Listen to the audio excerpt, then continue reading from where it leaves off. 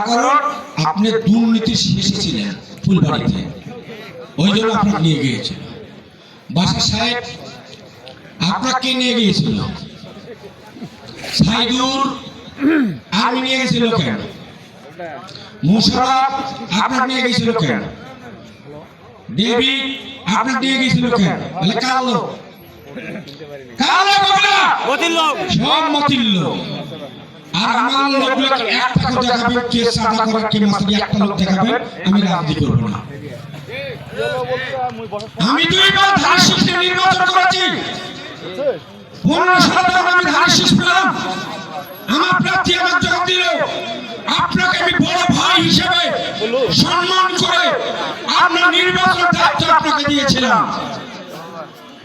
আপনি বলেছিলেন যে প্রতিদিন প্রতিটি ওয়ার্ডে 10,000 করে টাকা দিতে হবে, এই নিয়ে আমার প্রার্থী রাগ হয়েছিলেন। আমি বলেছিলাম মোদি ভাই যা বলবে তাই করবো। এইভাবে নির্বাচন চলতে শেষের দিনে বলো প্রতিটা ওয়ার্ডে 50,000 করে টাকা দিতে হবে, দিলাম। আমাকে বলতেছে আমার ওয়ার্ডে ভোট বেশি, আমাকে 1 লাখ টাকা দিতে হবে, দিলাম। ওনার ওয়ার্ডের ভোট হলো 4,500, উনি আমাকে কত হাজার ভোট দিচ্ছে শুনবেন? 185 টাকা, 11 লক্ষ টাকা ভাই খরচ। খুব কষ্ট করছিল আমার জন্য, উনি রাত দিন ঘুমায় নাই, 185 টাকা ভোট দিছিল। 20 সালে নির্বাচনের কথা বলি, 20 সালে কে প্রার্থী হয় না? তা বিএনপি তো বড় দল, আমাকে তো প্রার্থী দিতে হবে। মোদি ভাই সহকারে সবাই আমরা বসলাম, বসে বললাম ভাই বিএনপি নির্বাচন করবে, ডিক্লেয়ার দিচ্ছে, প্রার্থী দিব না। বাসা কোন কাছে দিয়ে কি হবে? বিএনপি আর ক্ষমতা আসতে পারবে না, কি হবে? জিততে পারবে না। তখন আমি বললাম মোদি ভাই যে আপনার ভাই লিটন নাকি নির্বাচন করে, আমি শুনতেছি, তাকে দেন ধানের শীষটা, আমরা সবাই মিলে নির্বাচন করে তাকে জিতে। না বিএনপি আসতে পারে না, ধানের শীষ হবে না, ধানের শীষ পচে গেছে, আমার ভাই সকল প্রার্থী নির্বাচন করবে। এই কথা শুনে তাকে বসিয়েছি। আমি জানতাম যে মতি ভাই, মুন্ডা ভাই 3 জন মিলে ঢাকায় গিয়ে মন্ত্রীর বাসায় বসে এবিএম এর মাধ্যমে তাকে জিতাবে বিধায় তাদের কাছে 3 কোটি টাকা নিয়েছিল। 3 কোটি টাকা। ওর ভাই ব্যালটে কোনোদিন চেয়ারম্যান হবে না, হতে পারবে না। তা আমার কথা হলো ভাই, মোদি চায় যেন মোদির বিপক্ষে কেউ না থাকে। তার প্রমাণ দিই, আপনারা সবাই জানেন ফুলবাড়ির বিএনপি ধরে রেখেছিল কে, রাজনীতি করছে কে, মিছিল করছে কে, মিটিং করছে কে, পুলিশের সাথে যুদ্ধ করছে কে, মাঠে ছিল কে? আমি ছিলাম, কেউ ছিল না। আমি 17 বছরে একদিনও আমার বাড়িটা কেমন আমি দেখতে পারি নাই। আপনারা ব্যবসা করেছেন, বাণিজ্য করেছেন, ফুলবাড়িতে ঘুরে বেড়াচ্ছেন, আমাদের পুলিশ স্টেশন দেয়নি, তার কারণে আপনারা রাজপথে ছিলেন না। আজকে শাহজাহানকে বহিষ্কার করার জন্য আজকে ওই প্রার্থীর কাছে আমাকে ভিড়তে দেওয়া হয় না। যখনই আমি এই প্রার্থীর পক্ষে গিয়েছি আমাকে একবার খালাস করে দিয়ে গেলেন, আর পথ ক্রিয়া। তার কারণ উনি এবার ভালো করে জানে ধানের শীষ প্রার্থী যদি এই নিয়ে হন বিপুল ভোটে বিজয় হবে।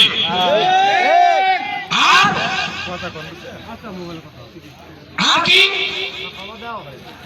কামরুজ্জামান বিরুদ্ধে ওই ফোন করবে, ওই ভোট পাবে, কেউ চেনে জানে, ওই দলের সাথে সম্বন্ধ, ওই আমাকে এসে কথা ভোট দেবে ধানের শীষ, কার না রাগ উঠবে? অনেক তাদের ঘটনা ঘটছে। এই জন্য উনি ওনার পক্ষ নিয়েছেন। উনি হারিতে উনি চলে যাবেন লন্ডন, আর উনি হবেন ফুলবাড়ির সভাপতি। উনি 100 সভাপতি, উনি যা করবে তাই হবে। এটা হলো তার চালাকি।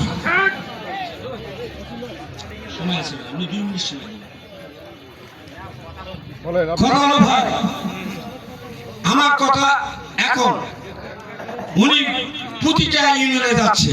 গতকালে মিরপুরে গেছে, মিরপুরে যখন গাড়ি থেকে নামছে ওনার কাছে কিন্তু কেউ যাচ্ছে না, না তা ওই প্রকাশ করছে তালা তালা তালা। তখন তখন তালা তালা করছে, হাঁটতে করছে তোরা এমপি হলে হও, কিন্তু ক্ষমতা আর থাকলো তখন তোমার দেখি নেব। সত্যি কথা বলতেছি, মিথ্যা নয়, শুনি দেখবেন। আজকে যদি ওই ভাইয়ের মতি ভাইয়ের লোক থাকে আমার কথাগুলো লেখে না, একটা মিথ্যা কথা যদি বলে থাকি আমি রাজনীতি করবো না। ফুলবাড়ি বাস্তবতা হলো এই, এখন মানুষ নাই অহুমকি অধমকি অবার করে দেখে নিবে, 13 তারিখে দেখে নিবে, 14 তারিখে দেখে নিবে, আর হারা লোক শুষবো, আমার ভোটারের লোক শুষবে, আর এমপি তো হবে উনি।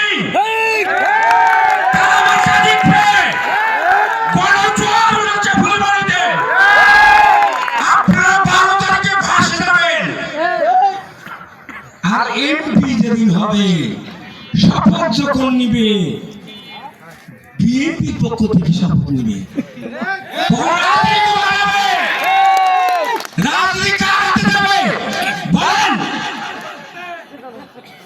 রাজনীতি ওই আপনার কাছে যাবে, আর বুড়ে তো ওই নাতি নিয়ে ঠুকসকে টান দিবে, ঠুকসকে টান দিবে, মাথা হিসাব করে চলে।